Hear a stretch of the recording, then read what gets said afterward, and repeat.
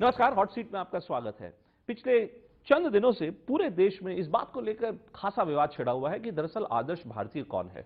वो कौन व्यक्ति है जो कि भारत के साथ खड़ा है और वो कौन सी सोच है जो कि भारत को विभाजित करने पे तुली हुई है। उस पूरे के पूरे डिबेट को लेकर एक शख्स जिसका नाम सबसे ज्यादा सुर्खियों में आया है वो है जवाहरलाल नेहरू यूनिवर्सिटी के स्टूडेंट्स यूनियन के अध्यक्ष कन्हैया जी, जो कि अभी जेल से बाहर आए हैं और उनके ऊपर देशद्रोह और राजद्रोह का मुकदमा उनके ऊपर स्लैप कर दिया गया है। स्वागत है आपका हमारी हॉट सीट पर। कन्हैया जी, ये बताइए कि आप जेल से बाहर आ गए हैं, मामला तो जो केस है वो तो इन्वेस्टिगेशन में ही है, लेकिन एक कहावत है hindsight is a great gift. अब मुझे बताइए कि जब इतने दिन बीत गए हैं 9 फरवरी की घटना को, पहला सवाल क्या आता है, पहला ख्याल क्या आता है आपके दिमाग में अब जब आप जेल से बाहर हैं?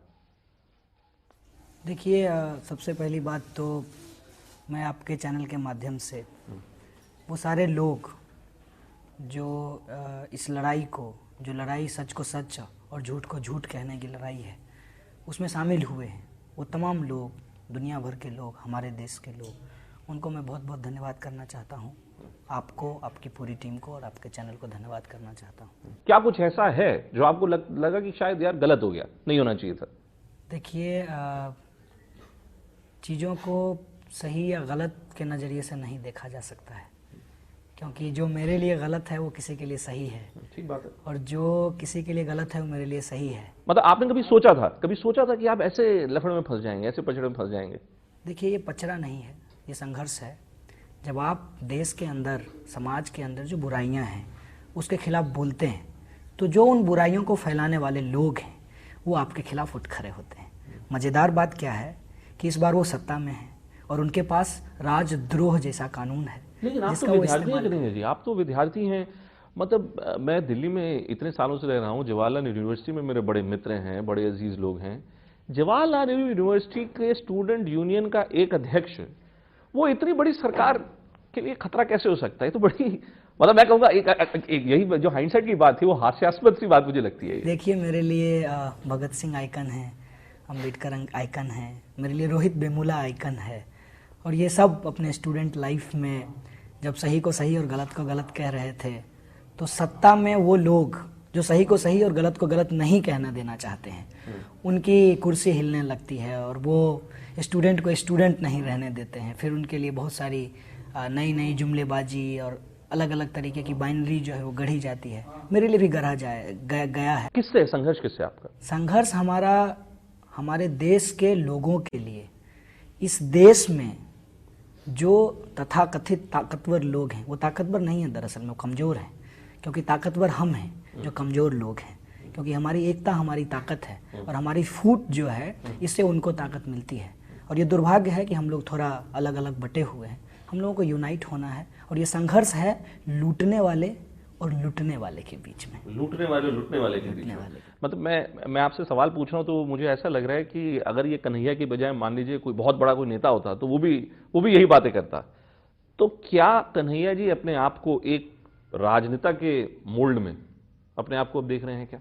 नहीं, मैं एक विद्यार्थी हूँ, बहुत साधारण परिवार से आता हूँ, और मैं अपने आप को बस एक विद्यार्थी, और एक विद्यार्थी का जो कर्तव्य होना चाहिए समाज के प्रति, उसके जो दायित्व हैं उसका निर्वहन करने वाला एक साधारण नागरिक पाता हूँ। इससे ज़्यादा मैं कुछ नहीं समझता। जो आपकी माता जी और आपके भाई जब आपको मिलने के लिए आए जेल में, तो आपकी माता जी ने आपसे क्या कहा? मेरी माँ नहीं आई है। मेरी माँ से आई थी? मेरी माँ बहुत दिनों से मुझसे मुलाकात नहीं हुई है, वो आई नहीं थी दिल्ली।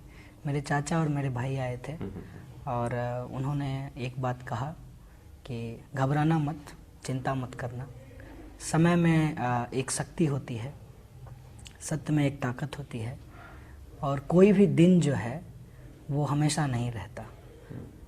तो जैसे मोदी जी के अच्छे दिन नहीं आए, उसी तरह से तुम्हारे बुरे दिन भी हमेशा नहीं रहेंगे। ये जो आप मोदी जी के ऊपर जो टिप्पणियां जो आप करते रहते हैं, अगर आप कांग्रेस के नेता होते, आप किसी, मान लीजिए किसी पॉलिटिकल पार्टी के अगर आप नेता होते, तो मुझे समझ में आती है बात। आपको नहीं लगता कि अगर इसी तरीके की जो जुमलेबाजी जिसको आप जो कह रहे हैं, कुछ लोग कहेंगे कि शायद कन्हैया जी भी जुमलेबाजी करते हैं देखिए, अपने राजनीतिक स्वार्थ के लिए? मोदी जी बहुत ताकतवर लोग हैं, देश के प्रधानमंत्री हैं, 125 करोड़ लोगों की जिम्मेवारी उनके ऊपर है, और वो बहुत बड़े लोग हैं।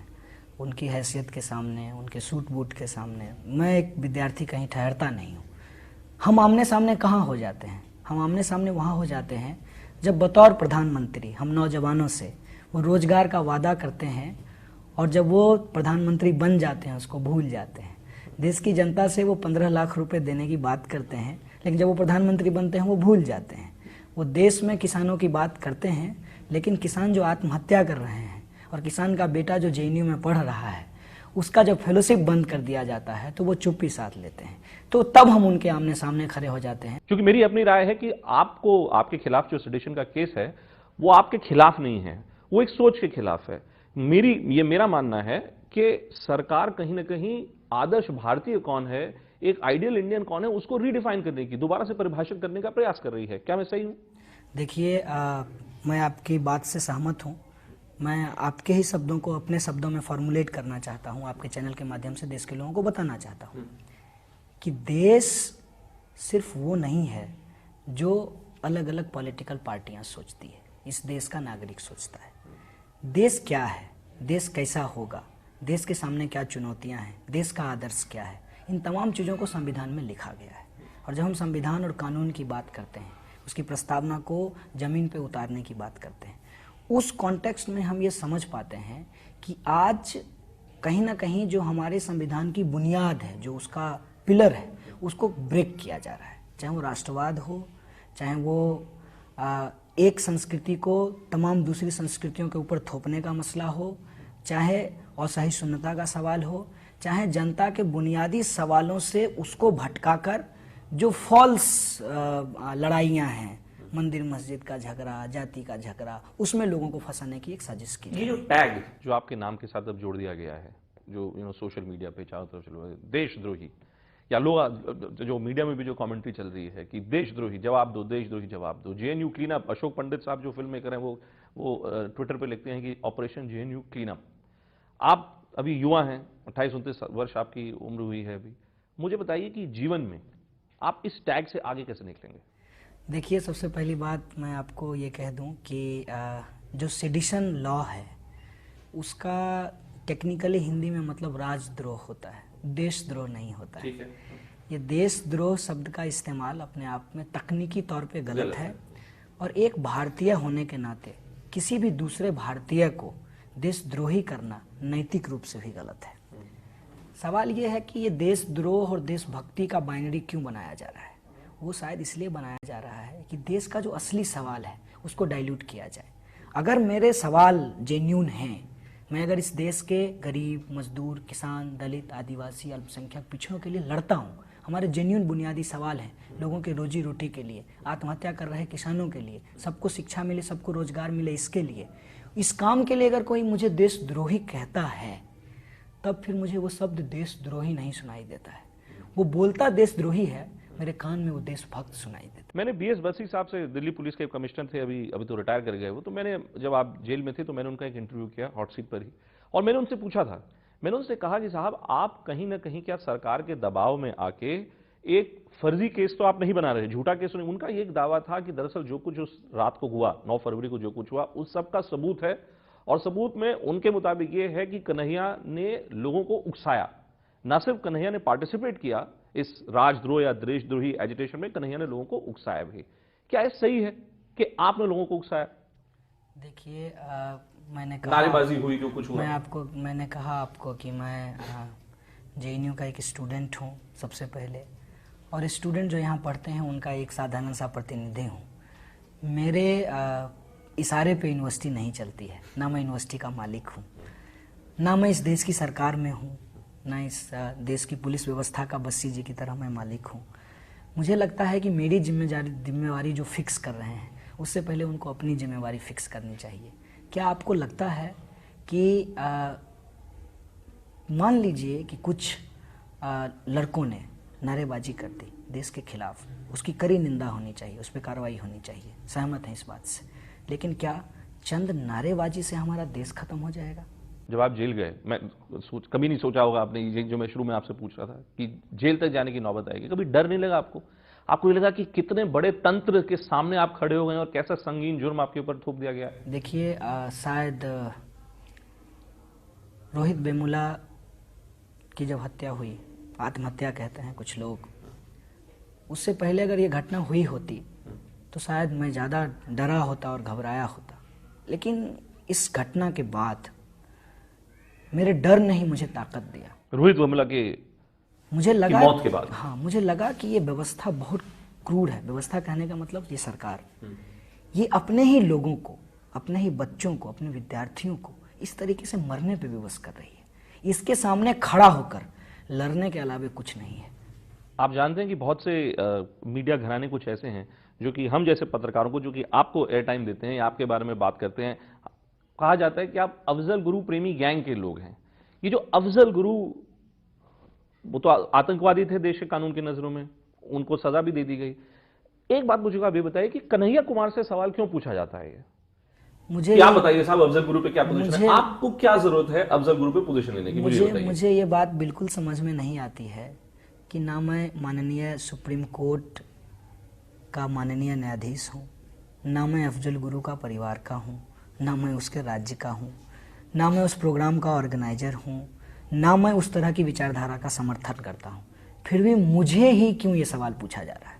जब बार बार मैंने इस सवाल को अपने आप से पूछा तो फिर मुझे एक जवाब मिला।